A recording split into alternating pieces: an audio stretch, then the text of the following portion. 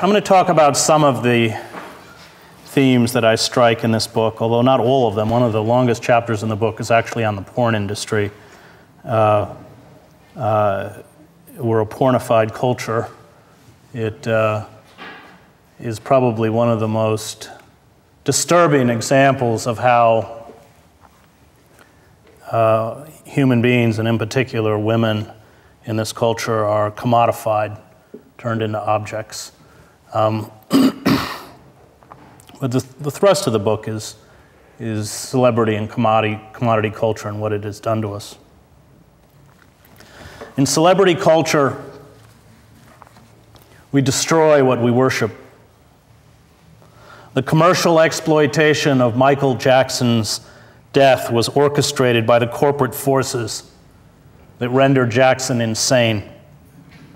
Jackson, robbed of his childhood and surrounded by vultures that preyed on his fears and weaknesses, was so consumed by self-loathing, he carved his African-American face into a Caucasian death mask. He hid his apparent pedophilia behind a Peter Pan illusion of eternal childhood. He could not disengage his public and his private self. He became a commodity, a product, one to be sold, used, and manipulated. He was infected by the moral nihilism and personal disintegration that is at the core of our corporate culture. And his fantasies of eternal youth, delusions of majesty, and desperate, disfiguring quests for physical transformation were an expression of our own yearning. He was a reflection of us in the extreme. His memorial service, a variety show with a coffin, had an average of 31.1 million television viewers. It was the final episode of the long-running Michael Jackson series. And the stories that enthrall us most are real-life stories: early fame, wild success, and then a long, bizarre, and macabre emotional train wreck. O.J. Simpson offered a tamer version of the same plot. So does Britney Spears. Jackson, by the end, was heavily in debt and had weathered a $22 million out-of-court settlement to Jordy Chandler, as well as 7 counts of child sexual abuse and 2 counts of administering an intoxicating agent in order to commit a felony. Jackson reflected back to us our own physical and psychological disintegration, especially with many Americans struggling with overwhelming debt, loss of status, and deep personal confusion. The lurid drama of Jackson's personal life meshed with the ongoing dramas on television, in movies, and the news. News reports on television are mini-dramas. They provide a star, a villain, a supporting cast, a good-looking host, and a dramatic, if often unexpected, ending. In Fahrenheit 451, Ray Bradbury's novel about a future dystopia, people spend most of the day watching giant television screens that show endless scenes of police chases and criminal apprehensions. Life, Bradbury understood, once it was packaged, scripted, given a narrative, and filmed, became the most compelling form of entertainment. And Jackson was a great show. He deserved a great finale. Those who created Jackson's public persona and turned him into a piece of property, first as a child and finally as a corpse encased in a $15,000 golden casket, are the agents, publicists, marketing departments, promoters, scriptwriters, television and movie producers, advertisers, video technicians, photographers, bodyguards, recording executives, wardrobe consultants, fitness trainers, pollsters, public announcers, and television news personalities who orchestrate the vast stage of celebrity for profit. They are the puppet masters. No one achieves celebrity status. No cultural illusion is swallowed as reality without these armies of cultural enablers and intermediaries. The producers at the Staples Centers in Los Angeles made sure the 18,000 attendees and television audience, and even the BBC devoted 3 hours to the tribute, watched a funeral that was turned into another maudlin form of uplifting popular entertainment. The memorial service for Jackson was a celebration of celebrity. There was the queasy sight of groups of children, including his own, singing over the coffin. Brooke Shields, fighting back tears, recalled how she and a 33-year-old Jackson, who always maintained that he was a straight male, broke into Elizabeth Taylor's room the night before her wedding because Michael was too excited to wait until morning to see the wedding gown. Shields and Jackson at Taylor's wedding then, quote, pretended to be the mother and father of Elizabeth Taylor. It sounds weird, Shields said, but we made it real. There were photo montages in which a shot of Michael Jackson shaking hands with Nelson Mandela was immediately followed by one of him with Kermit the Frog. Celebrity culture reduces all of the famous to the same level. Fame is its own denominator, and every anecdote told about Jackson seemed to confirm that when you spend your life as a celebrity, you have no idea who you are. And yet, we measure our lives by these celebrities. We seek to be like them. We emulate their look and behavior. We escape the messiness of real life through the fantasy of their stardom. We too long to attract admiring audiences for our grand, ongoing life movie. We try to see ourselves moving through our life as a camera would see us, mindful of how we hold ourselves, how we dress, what we say. We invent movies that play inside our heads with us as stars. We wonder how an audience would react. Celebrity culture has taught us almost unconsciously to generate interior, personal screenplays. We have learned ways of speaking and thinking that grossly disfigure the way we relate to the world and those around us. Neil Gabler, who has written wisely about this, argues that celebrity culture is not a convergence of consumer culture and religion, so much as a hostile takeover of religion by consumer culture. Jackson desperately feared growing old. He believed he could manipulate race and gender. He transformed himself through surgery and perhaps female hormones from a brown-skinned African-American male to a chalk-faced androgynous figure with no clear sexual identity. And while he pushed these boundaries to the extreme, he only did what many Americans do. There were 12 million cosmetic plastic surgery procedures performed last year in the United States. They were performed because in America, most human beings, rich and poor, famous and obscure, have been conditioned to view themselves as marketable commodities. They are objects like consumer products. They have no intrinsic value. They must look fabulous and live on fabulous sets. They must remain young. They must achieve notoriety and money, or the illusion of it, to be a success. And it does not matter how they get there. Celebrity culture licenses a dark voyeurism into other people's humiliation, pain, weakness, and betrayal. Education, building community, honesty, transparency, and sharing are qualities that will see you ridiculed and voted off any reality show. Fellow competitors for prize money and a chance for fleeting fame elect to disappear the unwanted. In the final credits of the reality show, America's Next Top Model, a picture of the woman expelled during the episode vanishes from the group portrait on the screen. Those cast aside become, at least to the television audience, non-persons. Celebrities that can no longer generate publicity, good or bad, vanish. Life, these shows teach, is a brutal world of unadulterated competition and a constant quest for notoriety and attention. And our self-exaltation permits us to humiliate those who oppose us. Those who win are the best. Those who lose deserve to be erased.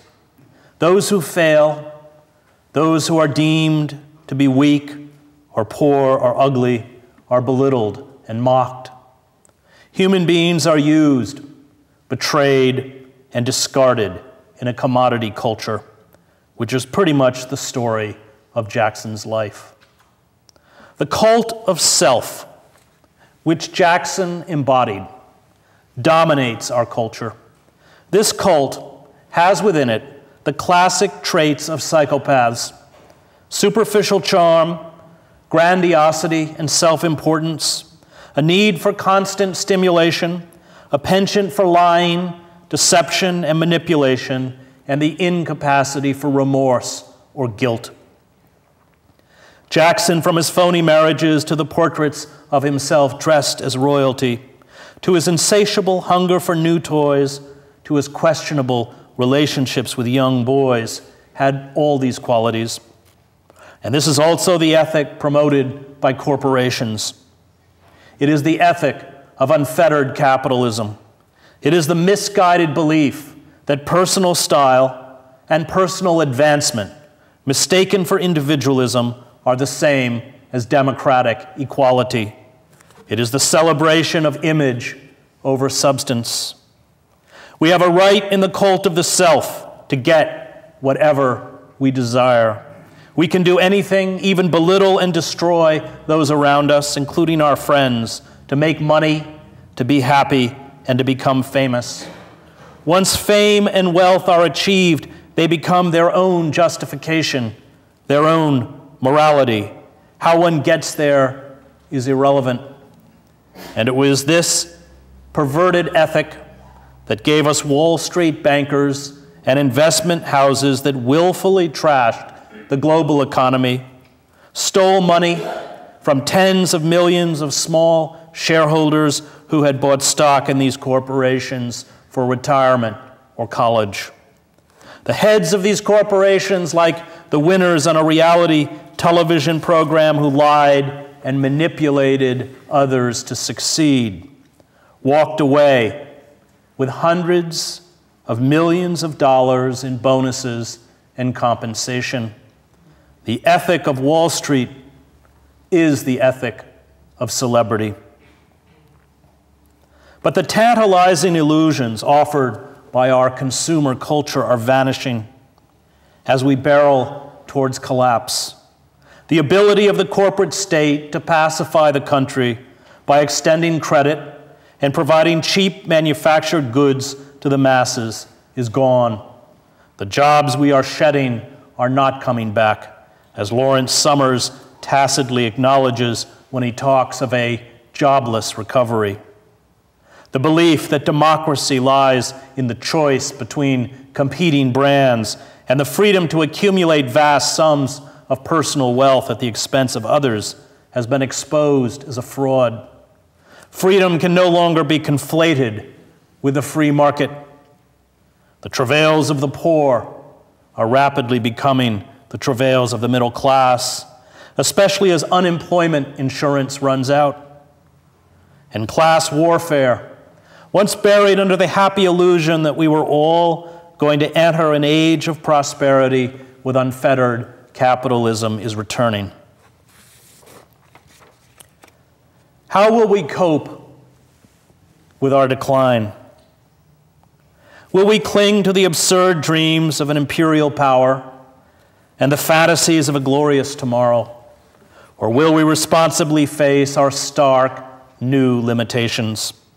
Will we heed those who are sober and rational those who speak of a new simplicity and humility in an age of imperial as well as material decline? Or will we follow the demagogues and charlatans who rise up in moments of crisis to offer fantastic visions of new glory? Will we radically transform our system to one that protects the ordinary citizen and fosters the common good, that defies the corporate state, that dismantles empire? Or will we employ the brutality and technology of our internal security and surveillance apparatus to crush dissent and drive us into a new dark age? In his book, Democracy Incorporated, Sheldon Wolin, who taught political philosophy at Berkeley and later at Princeton, uses the phrase inverted totalitarianism to describe our political system. Inverted totalitarianism, unlike classical totalitarianism, does not revolve around a demagogue or charismatic leader. It finds its expression in the anonymity of the corporate state.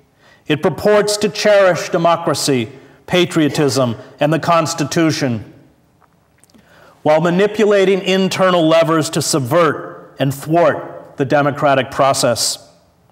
Political candidates are elected in popular votes by citizens, but are beholden to armies of corporate lobbyists in Washington or state capitals, who author the legislation and get the legislators to pass it. A corporate media controls nearly everything we read, watch, or hear. It imposes a bland uniformity of opinion. It diverts us with trivia and celebrity gossip. In classical totalitarian regimes, such as Nazi fascism or Soviet communism, economics was subordinate to politics. Under inverted totalitarianism, the reverse is true, Wolin writes. Economics dominates politics, and with that domination comes different forms of ruthlessness. The Obama brand offers us an image that appears radically individualistic and new. This image inoculates us from seeing that the old engines of corporate power and the vast military-industrial complex continue to plunder the country. Brand Obama is about being happy consumers. We are entertained, we feel hopeful, we like our president, we believe he is like us. But like all branded products spun out from the manipulative world of corporate advertising, we are being duped into doing and supporting a lot of things that are not in our interest. What for all our faith and hope has the Obama brand given us? His administration has spent, lent, or guaranteed $12.8 trillion in taxpayer dollars to Wall Street and insolvent banks in a doomed effort to reinflate the bubble economy. A tactic that at best forestalls catastrophe and will leave us broke in a time of profound crisis. Brand Obama has allocated nearly $1 trillion in defense-related spending and the continuation of our doomed imperial project in Iraq, where military planners now estimate that 70,000 troops will remain for the next 15 to 20 years. Brand Obama has expanded the war in Afghanistan, including the use of drones sent on cross-border bombing runs into Pakistan that have left some 700 civilians dead since Obama took office. Brand Obama has refused to ease restrictions so workers can organize, and because of pressure from the for-profit healthcare industry, refuses to consider single-payer, not-for-profit healthcare for all Americans. And Brand Obama will not prosecute the Bush administration for war crimes, including the use of torture, and has refused to dismantle Bush's secrecy laws or restore habeas corpus. Corporations, which control our politics, no longer produce products that are different, but brands that are different. Brand Obama does not threaten the core of the corporate state any more than did brand George W. Bush. The Bush brand collapsed. We became immune to its studied folksiness. We saw through its artifice, and this is a common deflation in the world of advertising. So we have been given a new Obama brand with an exciting and faintly erotic appeal. Benetton and Calvin Klein were the precursors to the Obama brand, using ads to associate themselves with risque style and progressive politics. It gave their products an edge. But the goal, as with all brands, was to fool passive consumers that a brand is an experience. The decline of American empire began long before the current economic meltdown or the wars in Iraq and Afghanistan. It began before the first Gulf War or Ronald Reagan. It began when we shifted, in the words of the Harvard historian Charles Mayer, from an empire of production to an empire of consumption. By the end of the Vietnam War, when the costs of the war ate away at Lyndon Johnson's Great Society, and domestic oil production began its steady, inexorable decline, we saw our country transformed from one that primarily produced to one that primarily consumed. We started borrowing to maintain a lifestyle as well as an empire we could no longer afford. We began to use force, especially in the Middle East, to feed our insatiable thirst for cheap oil. And the bill is now due. America's most dangerous enemies are not Islamic radicals, but those who sold us the perverted ideology of free market capitalism and globalization. They have dynamited the foundations of our society. In the 17th century, these speculators would have been hung. Today, they run the government and consume billions in taxpayer subsidies. These corporate forces will never permit real reform. It would mean their extinction. The oil and gas industry will never allow us to achieve energy independence. That would devastate their profits. Real reform would wipe out tens of billions of dollars in weapons contracts. It would cripple the financial health of a host of private contractors, from Lockheed Martin to Boeing to Northrop Grumman to Raytheon to Halliburton. And it would render obsolete the existence of the U.S. Central Command. It was Bill Clinton who led the Democratic Party to the corporate watering trough. Clinton argued that the party could ditch labor unions, no longer a source of votes or power, as a political ally. Workers, he insisted, would vote Democratic anyway. They had no choice. It was better, he argued, to take corporate money and do corporate bidding. By the 1990s, the Democratic Party, under Clinton's leadership, had virtual fundraising parity with the Republicans. Today, the Democrats get more. The legislation demanded by corporations, including the North American Free Trade Agreement, thrust a knife into the back of the American working class.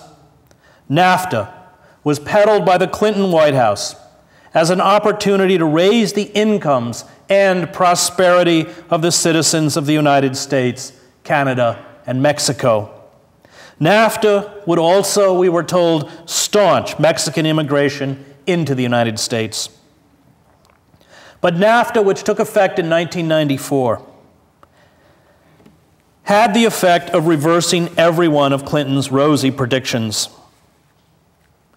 Once the Mexican government lifted price supports on corn and beans grown by Mexican farmers, those farmers had to compete against the huge agribusinesses in the United States.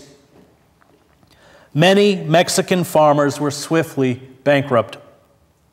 At least 2 million Mexican farmers have been driven off their land since 1994. And guess where many of them went? This desperate flight of poor Mexicans into the United States is now being exacerbated by large-scale factory closures along the border as manufacturers pack up and leave Mexico for the cut-rate embrace of China's totalitarian capitalism. But we were assured that goods would be cheaper, workers would be wealthier, everyone would be happier. I'm not sure how these contradictory things were supposed to happen, but in a soundbite society, reality no longer matters. NAFTA was great if you were a corporation. It was a disaster if you were a worker.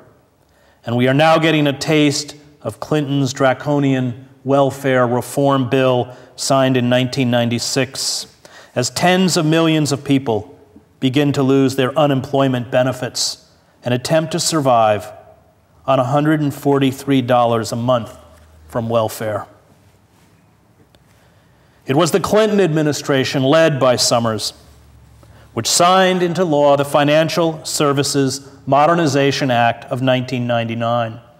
The act ripped down the firewalls that had been established by the 1933 Glass-Steagall Act, designed to prevent the kind of meltdown we are now experiencing.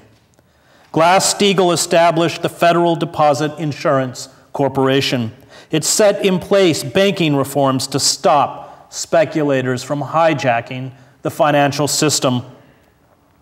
With Glass-Steagall demolished and the passage of NAFTA, the Democrats, led by Clinton, tumbled gleefully into bed with corporations and Wall Street speculators.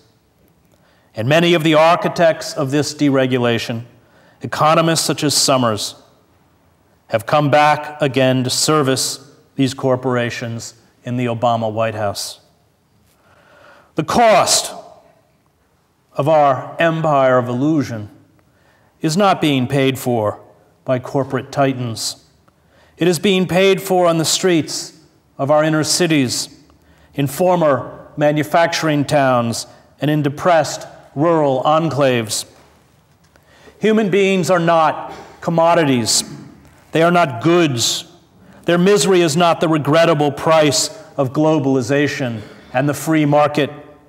They grieve and suffer and feel despair. They raise children and struggle to maintain communities.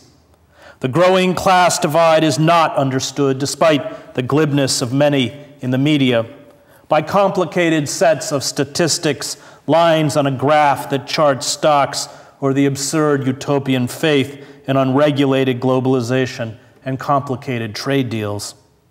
It is understood in the eyes of a man or woman who is no longer making enough money to live with dignity and hope. The growing desperation across the United States is unleashing not simply a recession. We have been in a recession for some time now, but a depression, unlike anything we have seen since the 1930s. It has provided a pool of broken people willing to work for low wages and to do without unions and benefits. For the bottom 90% of Americans' annual income has been on a slow, steady decline for 3 decades. There are 50 million Americans in real poverty and tens of millions of Americans in a category called near poverty. And our elites manipulate statistics and data to foster illusions of growth and prosperity to mask the damage.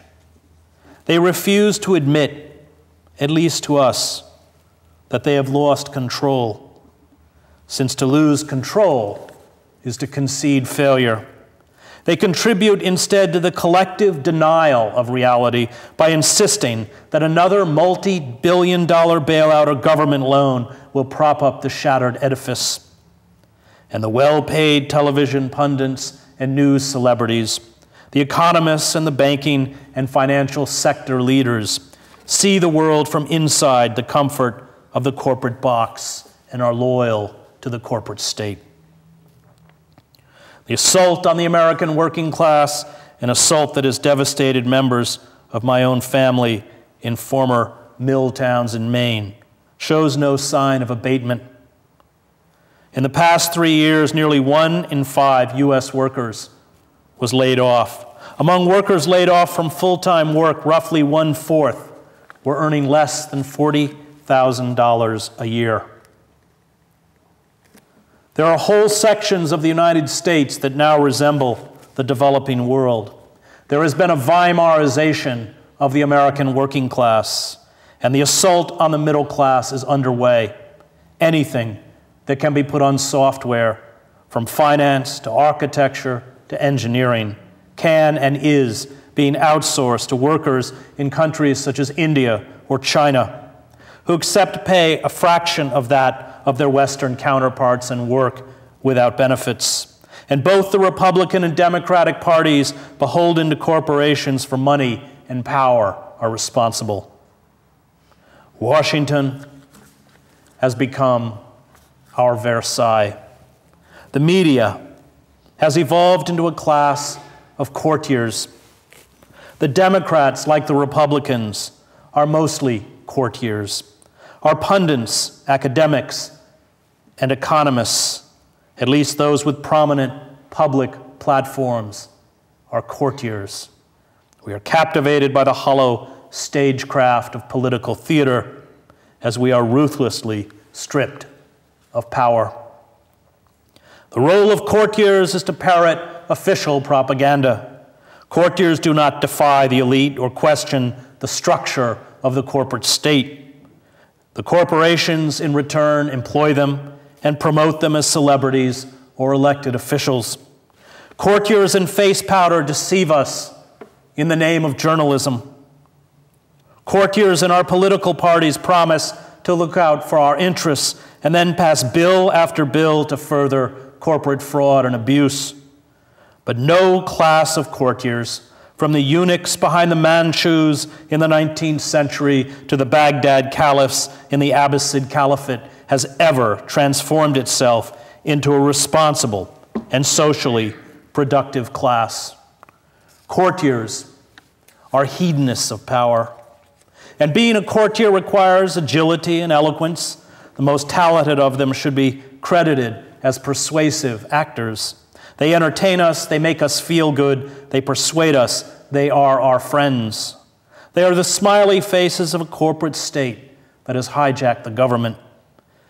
And when the corporations make their iron demands, these courtiers drop to their knees. They placate the telecommunications companies that want to be protected from lawsuits. They permit oil and gas companies to rake in obscene profits and keep in place the vast subsidies of corporate welfare doled out by the state. They allow our profit-driven healthcare system to leave the uninsured and underinsured to suffer and die. And over 20,000 Americans died last year because they could not get proper medical care. The healthcare industry, like the defense industry, profits from death. It is legally permitted to hold sick children hostage while their families frantically bankrupt themselves to save their sons or daughters. Any discussion of healthcare should acknowledge the fact that our for-profit healthcare system is the problem and must be destroyed.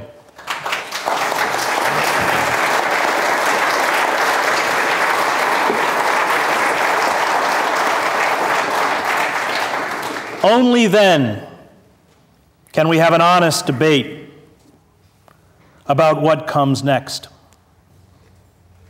But this will never happen. It will never happen because the industry's money and lobbyists drive the discussion, and the courtiers in Washington and on the television screens dance to the tune they play. America is devolving into a third world nation. And if we do not immediately halt our elites' rapacious looting of the public treasury and our bizarre state socialism for corporations, we will be left with trillions in debts which can never be repaid, and widespread human misery, which we will be helpless to ameliorate. Our anemic democracy will be replaced with a robust national police state. The elite will withdraw into heavily guarded, gated communities where they will have access to security, goods, and services that cannot be afforded by the rest of us.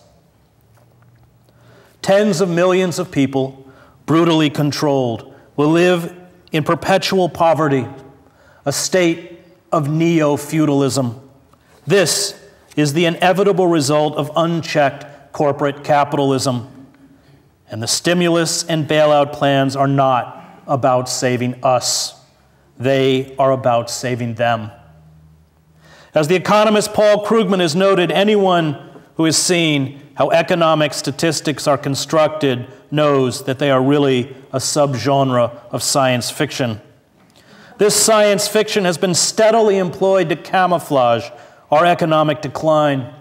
President Reagan included 1.5 million U.S. Army, Navy, Air Force, and Marine service personnel with a civilian workforce to magically reduce the nation's unemployment rate by 2%.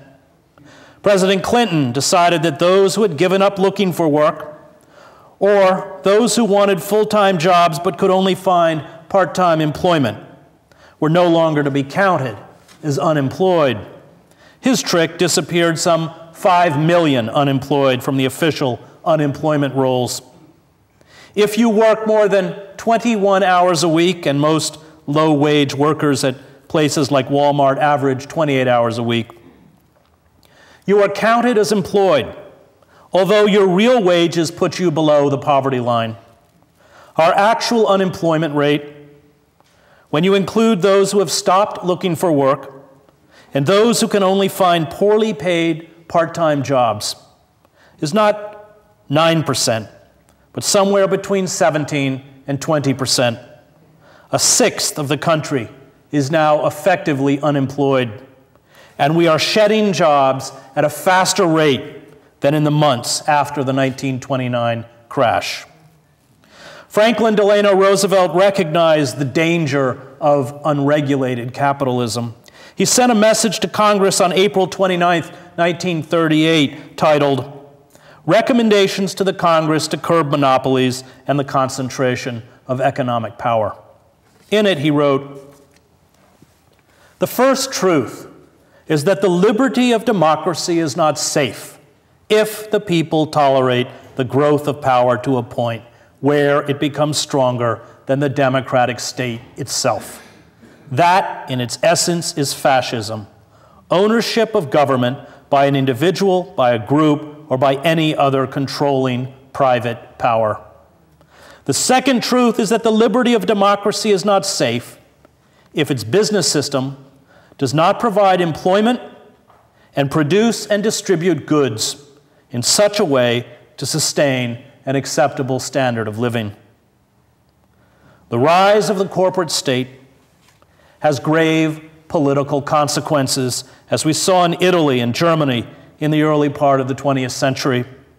Antitrust laws not only regulate and control the marketplace, they serve as bulwarks to protect democracy. And now that they are gone, now that we have a state run by and on behalf of corporations, we must expect inevitable and, I fear, terrifying consequences. As the pressure mounts, as this despair and desperation reaches into larger and larger segments of the populace, the mechanisms of corporate and government control are being bolstered to prevent civil unrest and instability. The emergence of the corporate state always means the emergence of the security state. And this is why the Bush White House pushed through the Patriot Act and its renewal, the suspension of habeas corpus, the practice of extraordinary rendition, warrantless wiretapping on American citizens, and the refusal to ensure free and fair elections with verifiable ballot counting. The motive behind these measures is not to fight terrorism or to bolster national security. It is to seize and maintain internal control, and it is about control of us. Senator Frank Church, as chairman of the Select Committee on Intelligence in 1975, investigated the government's massive and highly secretive National Security Agency. He was alarmed at the ability of the state to intrude into private lives. He wrote, when he finished his investigation, that capability at any time could be turned around on the American people, and no American would have any privacy left. Such is the capability to monitor everything. Telephone conversations, telegrams, it doesn't matter. There would be no place to hide. If this government ever became a tyranny, if a dictator ever took charge in this country, the technological capacity that the intelligence community has given the government could enable it to impose total tyranny. And there would be no way to fight back, because the most careful effort to combine together in resistance to the government, no matter how privately it was done, is within the reach of the government to know. When Senator Church made this statement, the National Security Agency was not authorized to spy on American citizens. Today it is. In his book, The Great Transformation, written in 1944, Karl Polanyi laid out the devastating consequences, the depressions, wars, and totalitarianism that grow out of a so-called self-regulated free market. He grasped that fascism, like socialism, was rooted in a market society that refused to function. He warned that a financial system always devolved without heavy government control into a mafia capitalism and a mafia political system. All traditional standards and beliefs are shattered in a severe economic crisis. The moral order is turned upside down. The honest and industrious are wiped out, while the gangsters, profiteers, and speculators walk away with millions. A self-regulating market inevitably turns human beings and the natural environment into commodities, a situation that ensures the destruction of both society and the natural world. The free market's assumption that nature and human beings are objects whose worth is determined by the market allows each to be exploited for profit until exhaustion or collapse. A society that no longer recognizes that nature and human life have a sacred dimension, an intrinsic value beyond monetary value, commits collective suicide. Such societies cannibalize themselves until they die. And we face an environmental meltdown that is linked to our economic meltdown. Polar ice caps are melting. Sea levels are rising. The planet is warming at an alarming rate. Droughts are destroying croplands. Russia's northern coastline has begun producing huge quantities of toxic methane gas. Scientists with the International Siberian Shelf Study described what they saw along the coastline recently as methane chimneys reaching from the sea floor to the ocean's surface. Methane locked in the permafrost of Arctic landmasses is being released at an alarming rate as average Arctic temperatures rise. Methane is a greenhouse gas 25 times more powerful than carbon dioxide. The release of millions of tons of it will significantly accelerate the rate of global warming. The continued release of large quantities of methane, some scientists have warned, could actually asphyxiate the human species. But even in the face of this crisis, the oil and natural gas industry, along with the coal industry, have blunted serious reform. Profit comes before the urgent task to save the ecosystem on which human life depends. Our working class, which has desperately borrowed money to stay afloat as real wages have dropped, now face years, maybe decades, of stagnant or declining incomes without access to new credit. The national treasury is being drained on behalf of speculative commercial interests. The government, the only institution citizens have that is big enough and powerful enough to protect its rights, is becoming weaker, more anemic, and increasingly unable to help the mass of Americans who are embarking on a period of profound deprivation. We have been borrowing at the rate of more than $2 billion a day over the last 10 years, and at some point, it has to stop.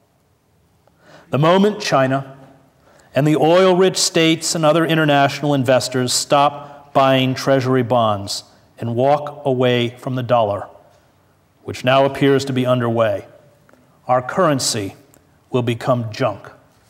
Inflation will rocket upwards, and we will become Weimar Germany.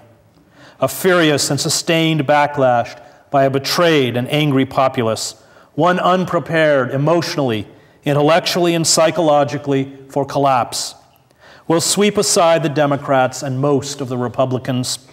It was the economic collapse in Yugoslavia that gave us Slobodan Milosevic.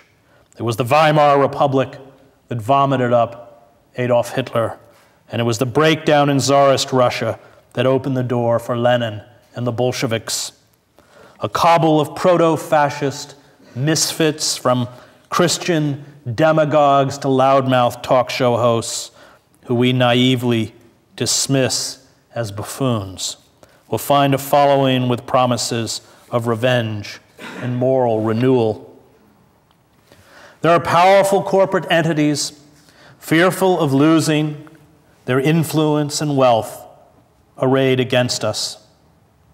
These anti-democratic forces, which will seek to make an alliance with the radical Christian right and other extremists, will use fear, chaos, the hatred for the ruling elites, and the specter of left-wing dissent and terrorism to impose draconian controls to extinguish our democracy.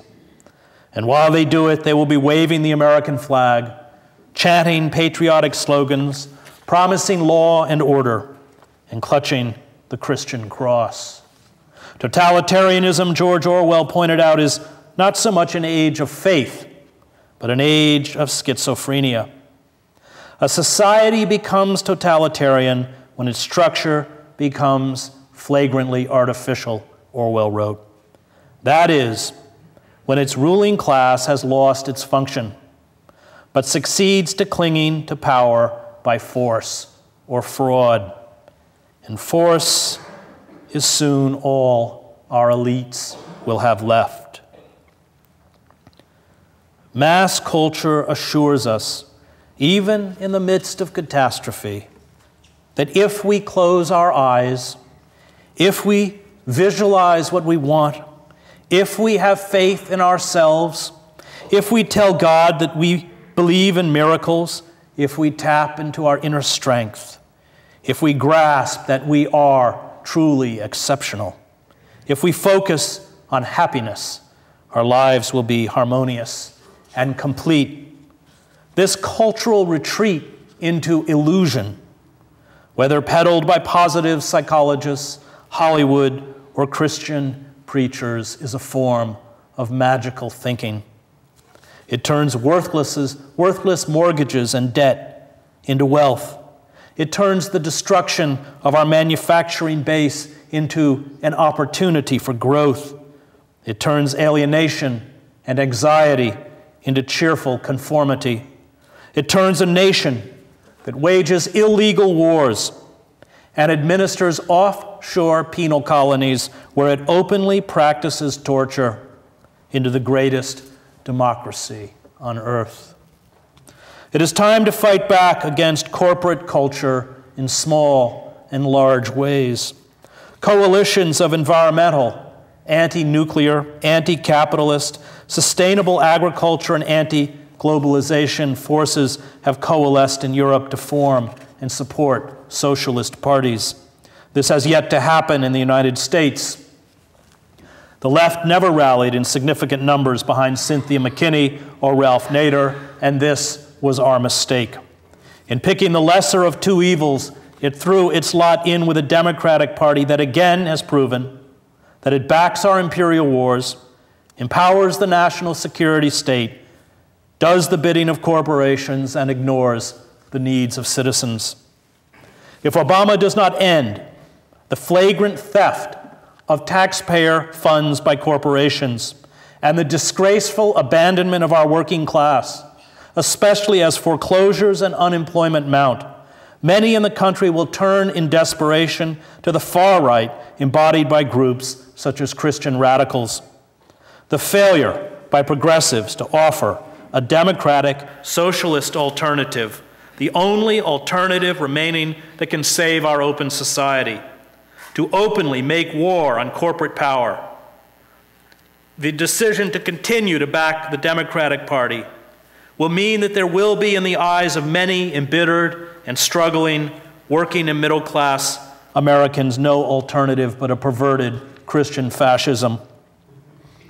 I spent 2 years traveling the country to write a book on the Christian right called American Fascists, the Christian Right, and the War on America.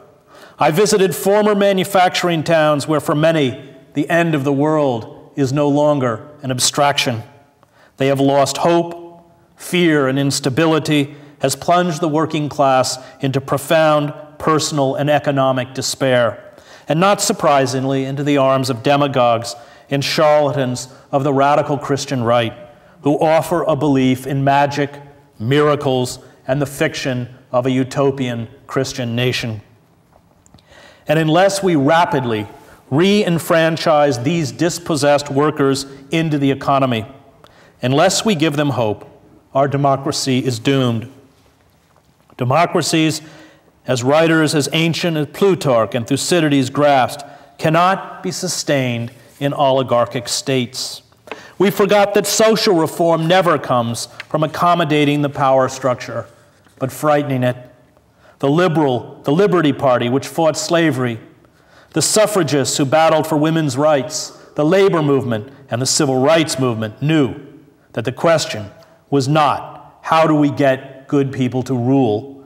Most of those attracted to power are at best mediocrities and often venal. But how do we limit the damage the powerful do to us? These mass movements were the real engines for social reform, the correctives to our democracy, and the true protectors of the rights of citizens. We must begin to opt out of the mainstream. We must rebuild socialism as a viable political force. We must no longer be content with the crumbs tossed to us in the vain hope that we can influence the power elite from the inside. We must become as militant as those seeking our enslavement. If we remain passive, we will soon be engulfed by a ruthless totalitarian capitalism. If we remain passive as we undergo the largest transference of wealth upwards in American history, we will become serfs. If we fight back, we have a chance. The saturation coverage of Jackson's death was one of many examples of our collective flight into illusion. It deflected the moral questions arising from mounting social injustice, growing inequalities, failing imperial wars, economic collapse, and political corruption. As we sink into an economic and political morass, as we barrel towards a crisis that will create more misery than the Great Depression, we remain controlled, manipulated, and distracted by the celluloid shadows on the wall of Plato's cave. The fantasy of celebrity culture is not designed simply to entertain. It is designed to drain us emotionally, confuse us about our identity, blame ourselves for our predicament, condition us to chase illusions of impossible fame and happiness and keep us from fighting back. And in the end, that is all the Jackson coverage was really about. Another tawdry and tasteless spectacle to divert a dying culture from the baying wolf at the gate. Thank you.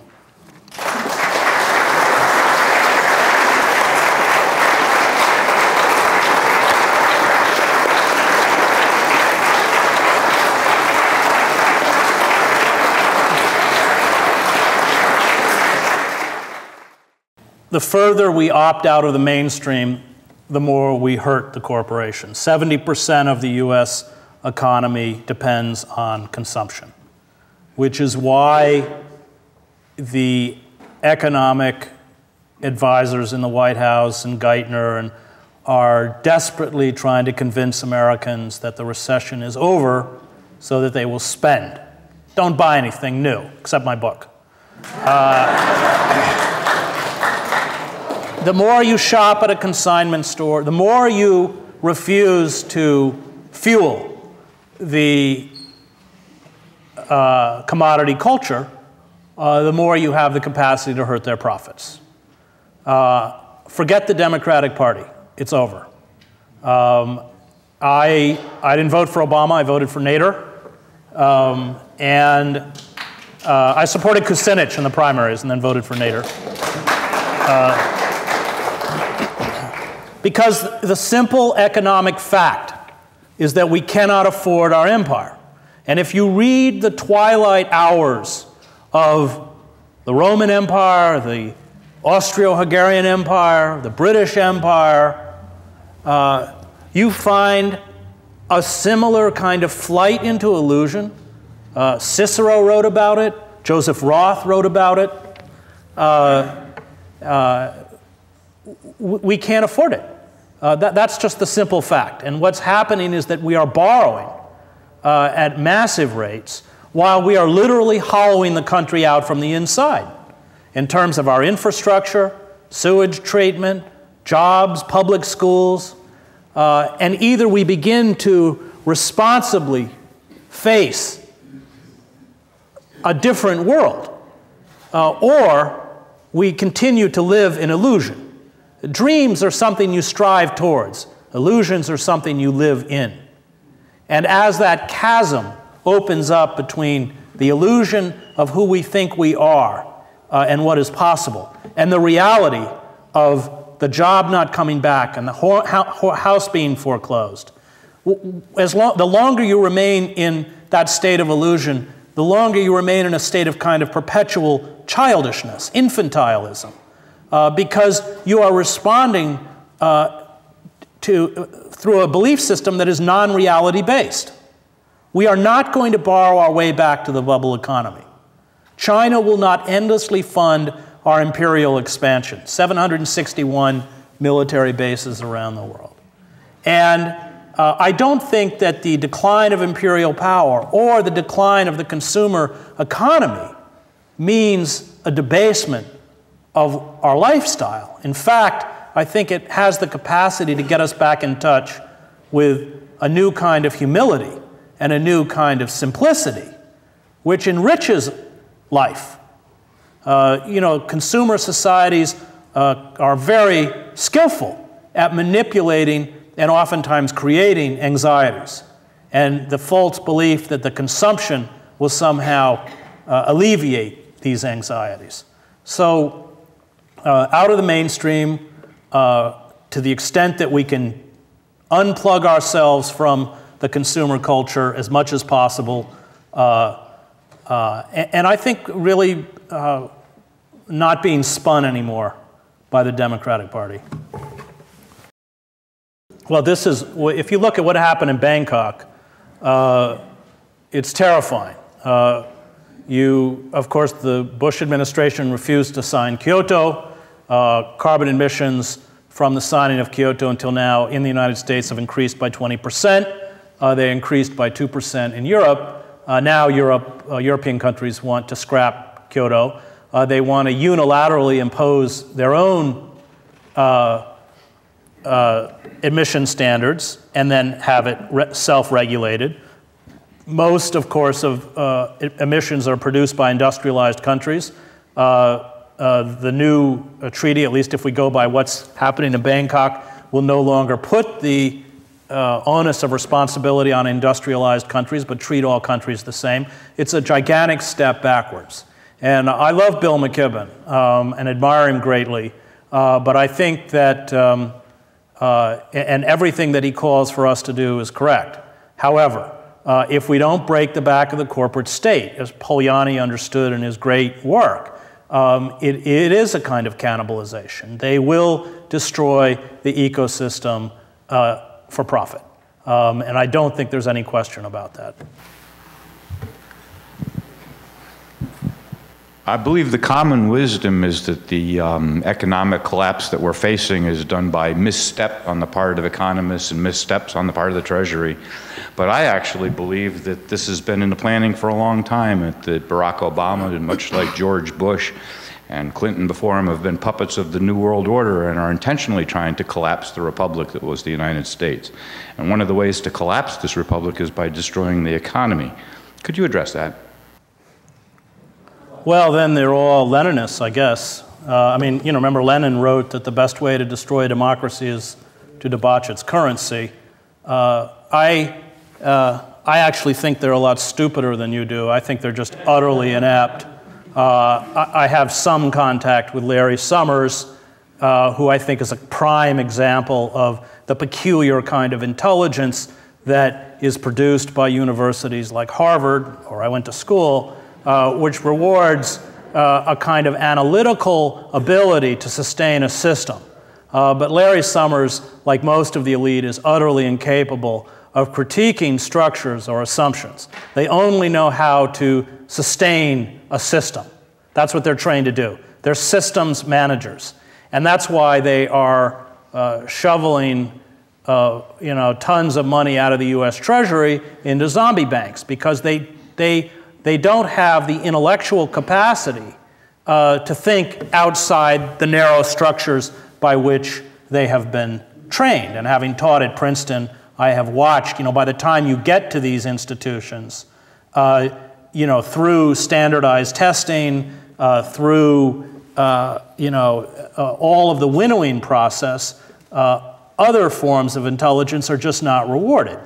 And so many state schools have now been reduced essentially to vocational centers. The withering of the humanities, I think, there's a direct correlation between what happened and the withering of the humanities, which trained people to ask those broad questions of meaning. I mean, true intelligence, by definition, is subversive because it challenges the established order. I mean, it goes all the way back to Socrates. And I think that we have, like many dying empires, essentially been hijacked by a bunch of idiots. If we were to be able to do away with the Federal Reserve System, which is a big if, would we not then be able to print our own money and not owe banks money in order to properly function our government? Is that a possibility? I can't answer that. I don't know. I do think Nader, Ralph, had it right. He said, instead of giving hundreds of billions of dollars to Citibank or AIG, what we should do is take $350 billion, start 10 new national banks, capitalize them with $10 billion each, leverage them at 10 to 1 so that they can go out and actually give people loans, mortgages, and credit. That would be a far better use of taxpayer dollars than turning it over to the criminal class, the speculative class, which of course is not lending it and paying themselves huge bonuses and using the money to do what got us into the trouble in the first place, not only beginning to again sell toxic assets. I don't know who'd buy them, but they're selling them. And then also the mergers. I mean, why buying up other companies and then taking it out on the consumer? It's why deregulation of the airlines industry has turned flying into a nightmare, because these large companies swallow each other up, and then in order to cover the costs, you fly from, pack like sardines from LA to New York with just a bag of peanuts.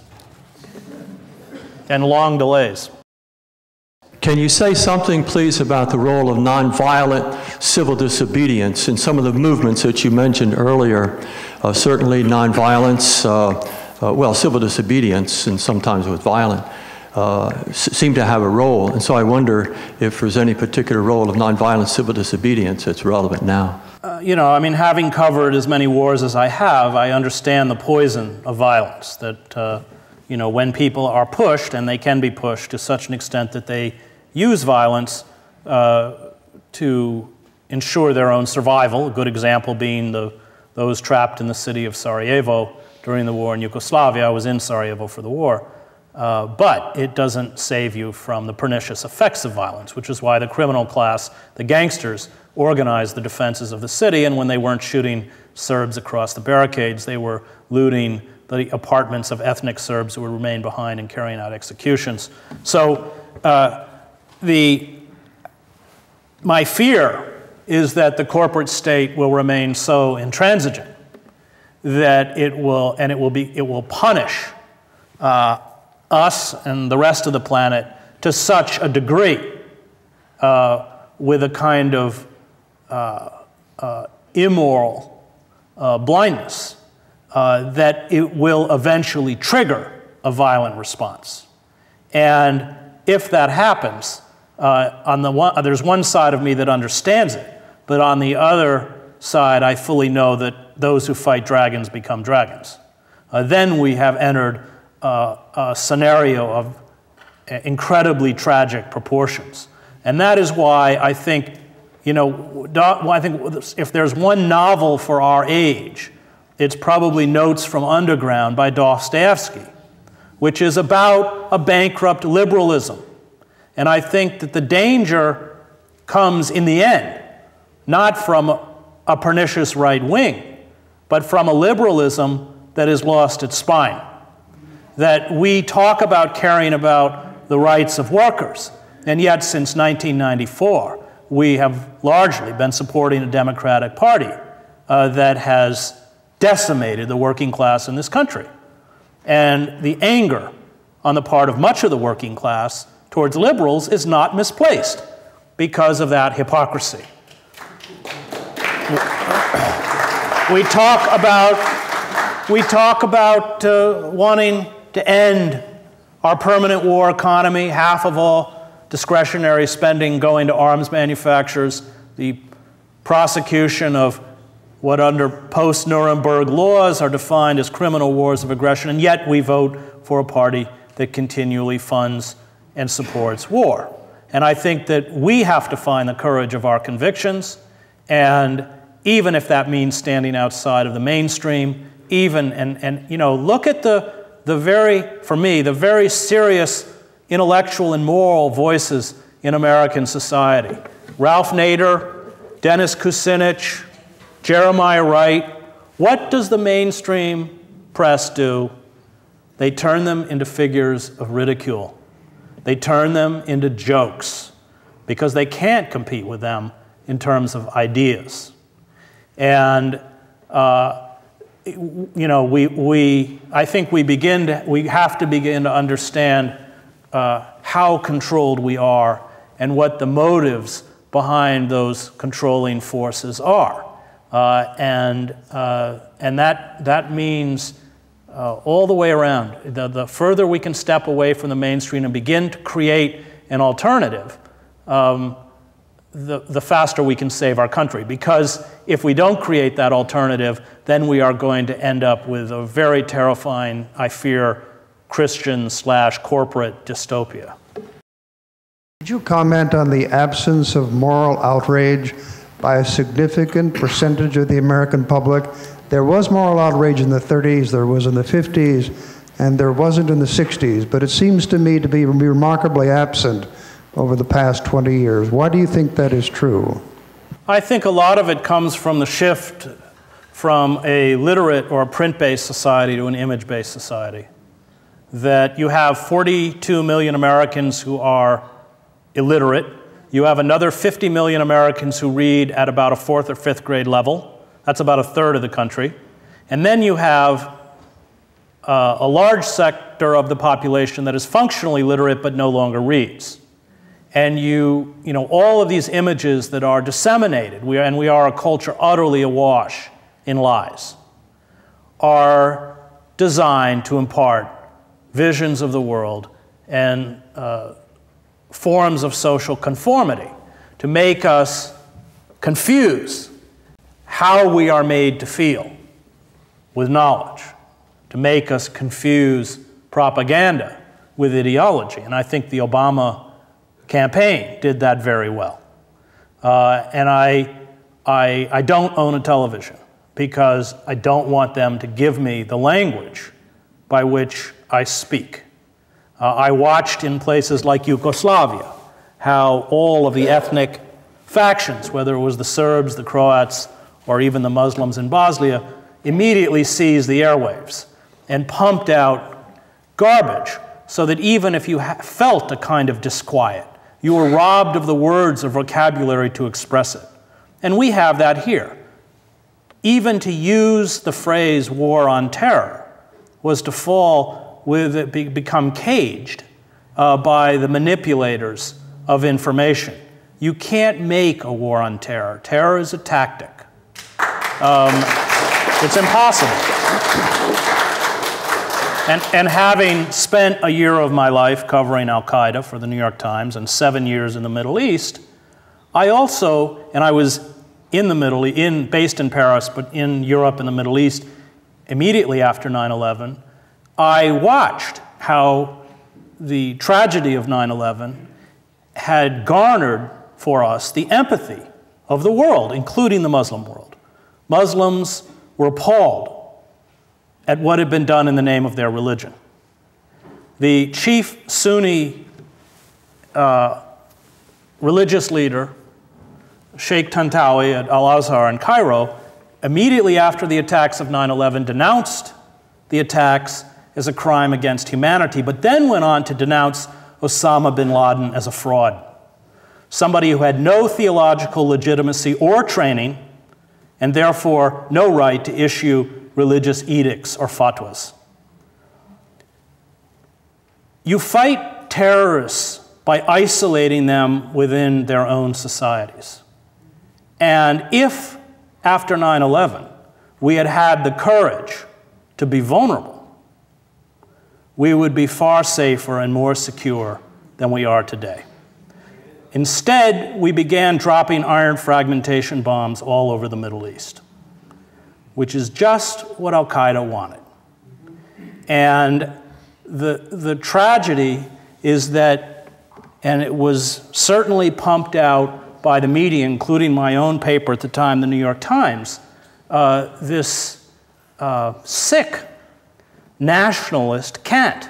I remember I was in Times Square when the planes hit, and later that night, my son, who was 10 at the time, asked me, what's the difference between the Americans who wave the really big flags out their car window and the ones who wave the small flags?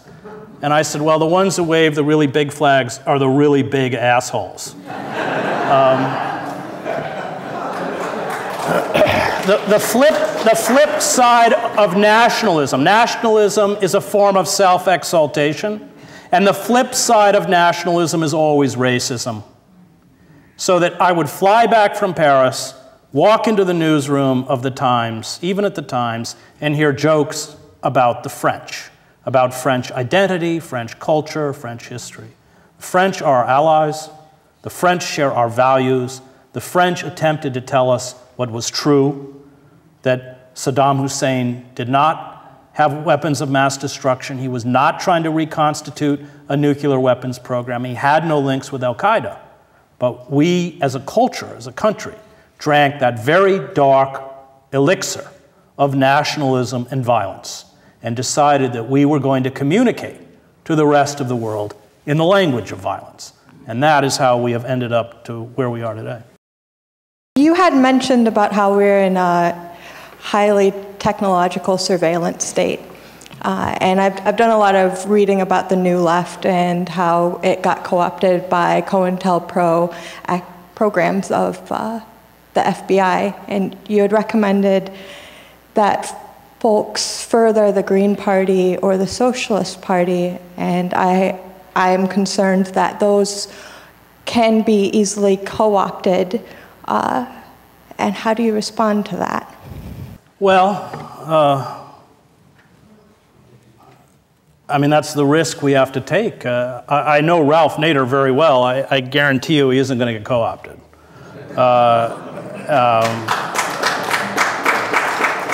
The people who are behind the leaders are the ones that dictate what the leaders are going to do when you're in a grassroots movement.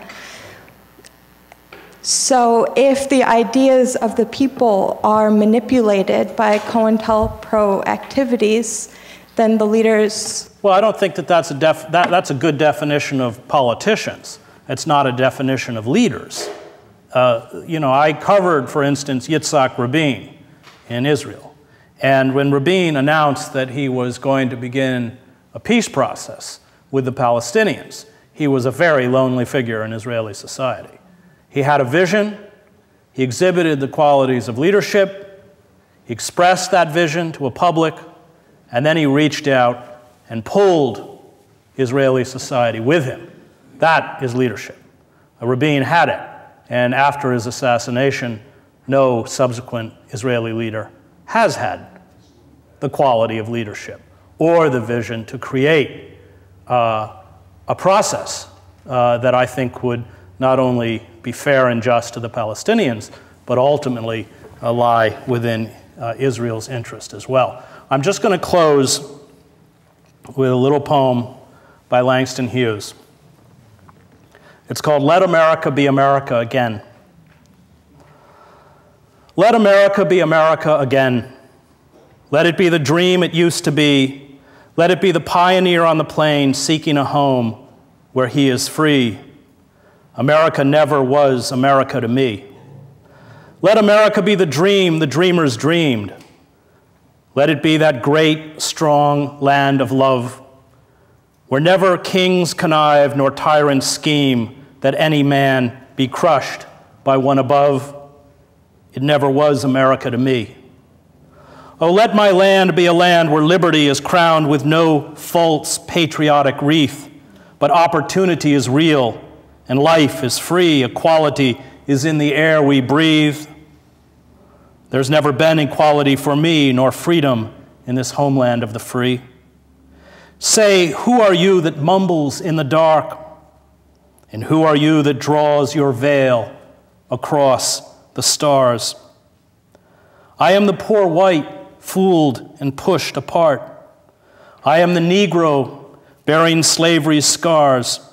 I am the red man driven from the land. I am the immigrant clutching the hope I seek and finding only the same old stupid plan of dog eat dog, of mighty crush the weak.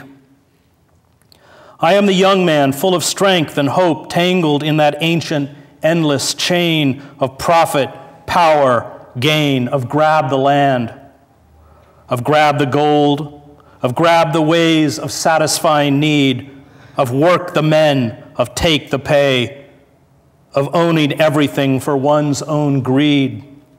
I am the farmer, bondsman to the soil. I am the worker, sold to the machine. I am the Negro, servant to you all. I am the people, humble, hungry, mean. Hungry yet today despite the dream. Beaten yet today, O pioneers. I am the man who never got ahead, the poorest worker battered through the years.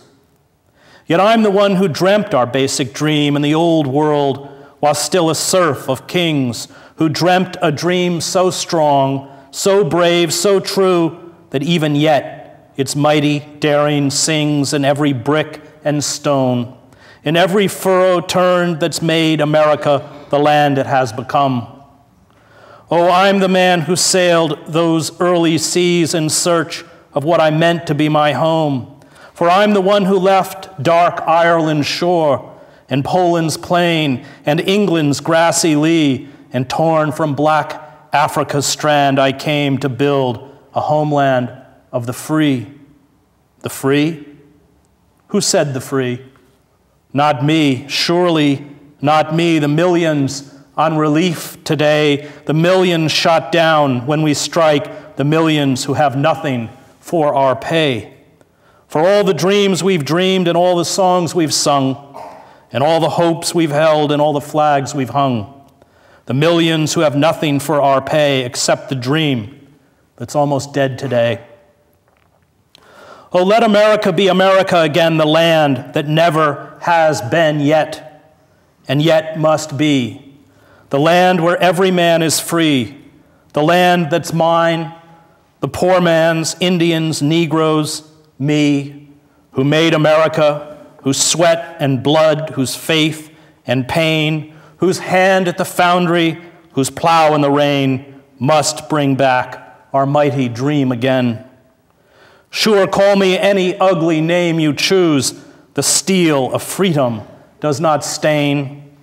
For those who live like leeches on other people's lives, we must take back our land again, America. Oh yes, I say it plain, America never was America to me, and yet I swear this oath, America will be.